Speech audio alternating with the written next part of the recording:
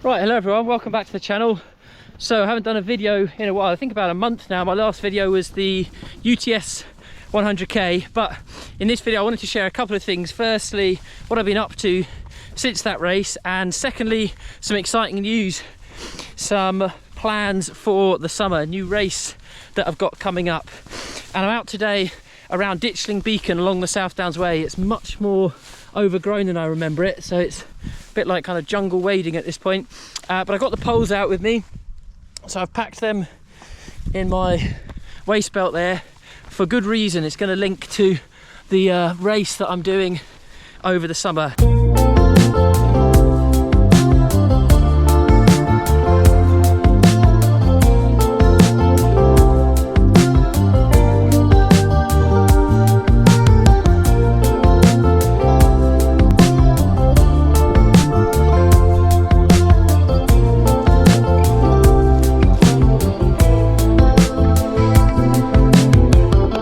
So firstly, just a bit about what I've been up to since the UTS 100k. I've had a couple of weekends where I was doing things up on the South Downs. So the first thing I did was the South Downs Relay, which is a 100-mile relay along the length of the South Downs Way, going from east to west, so Eastbourne to Winchester. I was doing that with a group of vegan runners, so I'm part of the Vegan Runners running club, and yeah, we put a team together, 6 of us, and you basically have 3 legs that you run, roughly between 4 and 8 miles in length, and then you basically have to drive the rest of the team along the South Downs Way so that you can pick the person up who's just done their leg and then drop the person off who's just about to do their leg. So it was an amazing event, not like anything I've done before. I mean, I've run a lot on the South Downs, but not trying to run at that pace. Trying to run really hard over the South Downs is really tricky. So yeah, it was a tough event, but amazing atmosphere. About 50 teams in total taking part, so several hundred runners, and it's a bit like a mixture of, I'm just trying to get through this really overgrown bit. It's a bit like a mixture of rally driving and cross-country running. So you've got the intensity of cross-country running and then all of the logistics of trying to get from one point to the next. Go boy. What up, man? What up, mate? Thank you, John. Have a good one.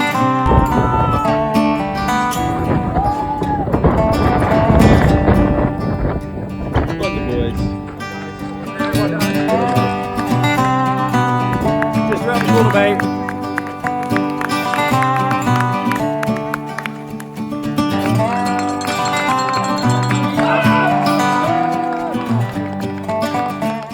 So that was the first thing I did. The weekend after that, I was pacing a friend on the South Downs Way 100. So Toby, who was doing his first 100 miler. Oh, I'm just going to pause here whilst I cross this road, bit of a bend here. So yeah, I was pacing Toby on the South Downs Way 100, and that was the last leg I was pacing him for. So the final 30 miles from Clayton Windmills to the running track at Eastbourne Sports Park at the end. But Toby did amazingly. He was actually injured in the lead up to it, and he still managed to absolutely crush his goal and get his sub 24-hour finish. So really amazing to be part of that event again this year, but in a different way, this time pacing someone rather than racing. And then the other thing I've been up to, besides my 2 things on the South Downs, is getting my ultra coaching qualification. So that I just finished last week with UESCA, which is the United Endurance Sports Coaching Academy, and that's been something I've been working on over the past 9-10 months or so. So really happy to get that.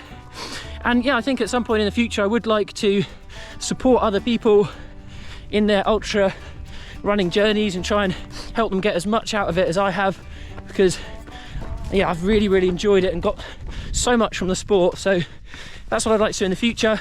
I'm not going to start coaching immediately. I mean, I'm coaching a couple of friends informally at the moment, but I still got a lot to learn.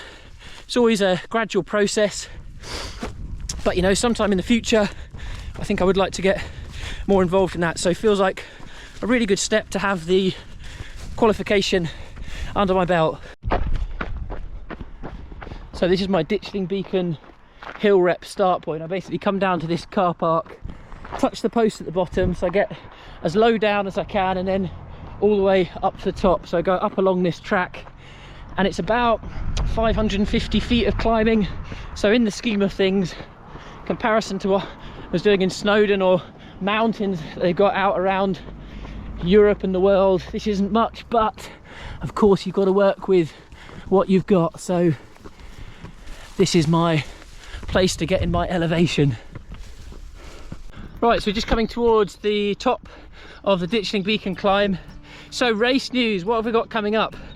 Well, over the summer, Carla and I are going to be heading out to Switzerland for our first international race. So this is going to be the Swiss Alps 100, and I've signed up to the 100k, which is actually quite similar in elevation to the UTS 100k.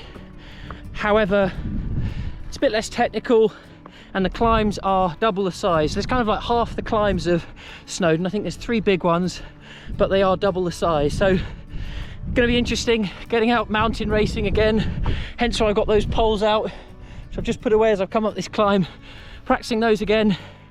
For those who follow me on Strava, you might have seen I've started doing the stair stepper at the gym as well, and I'm hoping over the summer to try and get out to some mountains, maybe in Scotland or Wales. So hopefully we'll get a bit of mountain practice in too. So the race that I'm doing is the Swiss Alps Vert, which is a 6-mile just uphill vertical race.